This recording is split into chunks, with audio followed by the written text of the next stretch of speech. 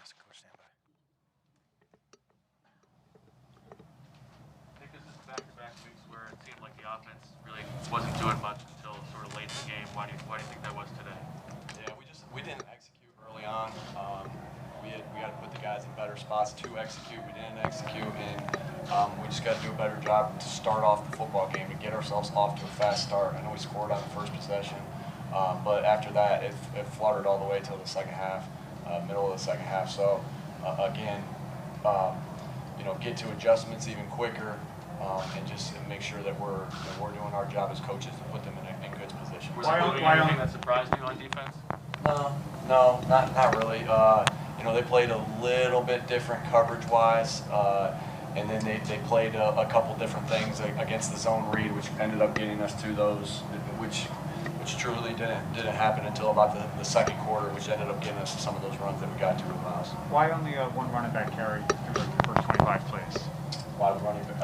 Yeah, again, some of them same thing, are RPOs. Some of them we look at screens as being able to get the running backs the ball as running back plays as well.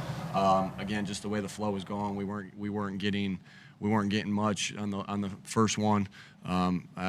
Again, and then the RPO, we weren't getting much on it either. But either way, I mean, it didn't work.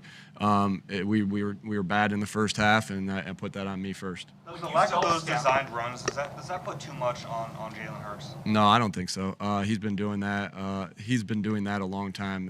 His RPO game and how he reads things. So I don't believe that's an issue. But when you self-scout, do you feel in this past 6 weeks, obviously you got to watch the film of this game, but when you self-scout, do you feel like Jalen Hurts is making the right decision, picking the right option with those RPOs? Sure, yeah, I do, and that's. I mean, if he was consistently making poor decisions, I wouldn't be feeling comfortable to call him. So I do. I believe he's been making the good decisions as far as where he's going with the football with that, and the guy that he's reading. With RPOs, it's actually it's a little easier to read those than it is to read a drop back pass, right, or a play action pass because you're reading one guy. So I have confidence in how he's reading those. This weekend we'll be able to evaluate and self scout our offense even more with the extra time, and we'll be doing that. But there's no doubt our offense needs to get better and to give our team a chance to win. Nick, the passing numbers weren't great from a perspective. Coming in, they were top run defense, worst pass defense. I know you got to look at the film, but did you have any feel for why it couldn't get going? Yeah, again, it always starts with us putting the guys in position to make plays. And so it starts with us as coaches first to put them in the right position, go to the right player with the football to try to get our guys going.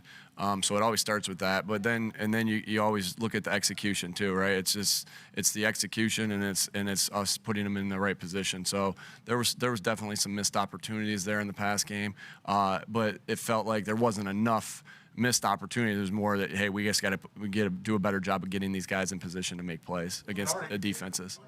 What changed in the fourth quarter? I mean, you started giving the ball to Miles here. Yeah, like I said, the way they were playing right there in about the end of the second quarter into the third quarter is when they started playing the zone read a little bit different, which opened up a couple of those runs that we had called for that. So it was good adjustment by our offensive staff getting to those runs after they made a little adjustment in how they were playing the zone read. So made a costly 15-yard penalty there at the end.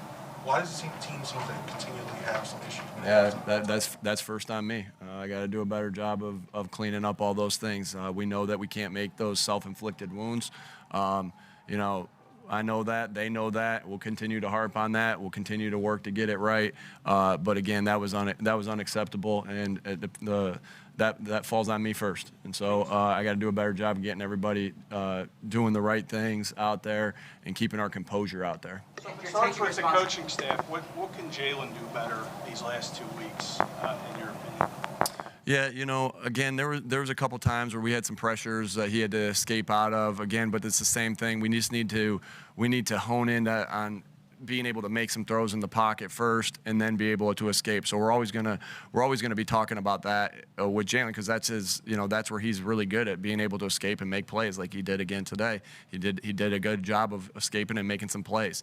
But again, we're always going to be thinking about how do we get him to be the passer first, and then the secondary part of it to be the runner. And so that will always be a focus. And before I look at the tape, that's how I feel right now about that. I'm sorry, as a follow-up to that, besides putting players in a better position, what specifically needs to be done to sustain drives on offense? Yeah, you can't have self-inflicted wounds. You can't have negative plays. Anytime you look at anything with an offense of what we're always looking at, there's some things that really stall drives. It's sacks, it's negative plays, which is obviously sacks, it's penalties, right? It's drop passes, which we had a couple of those tonight.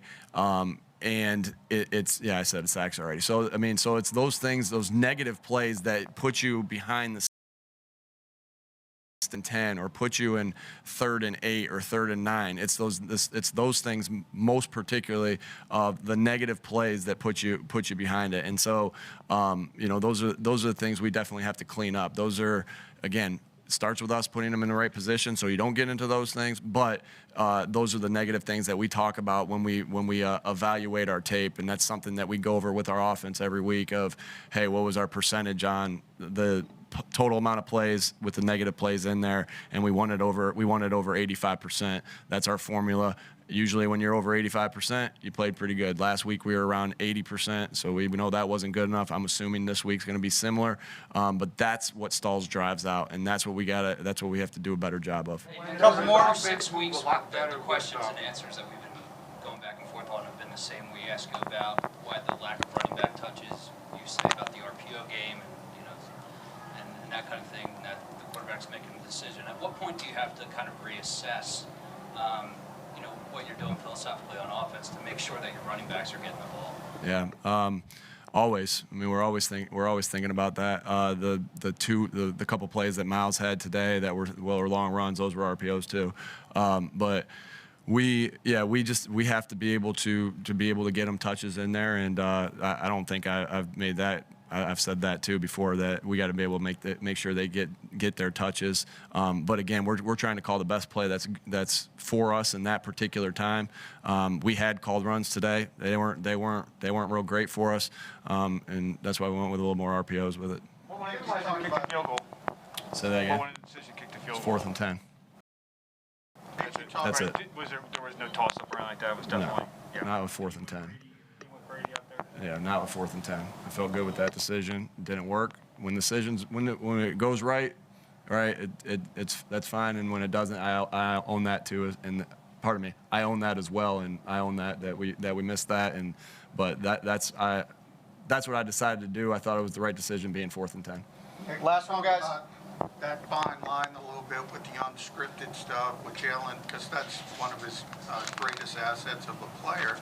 Do you get the feeling that a little bit too much of the offense is unscripted, that stuff you can't count on, foundational? Yeah, definitely. I mean, again, that's what we're talking about with, we want to be able to make some plays in the pocket, and there's a couple, there's too many of those. We're trying to get it down from whatever percentage it is. We wanted to get into that 35-40% area of unscripted plays. I'm definitely thinking tonight we were higher than that, and that's got to change. Go ahead, I'm listening.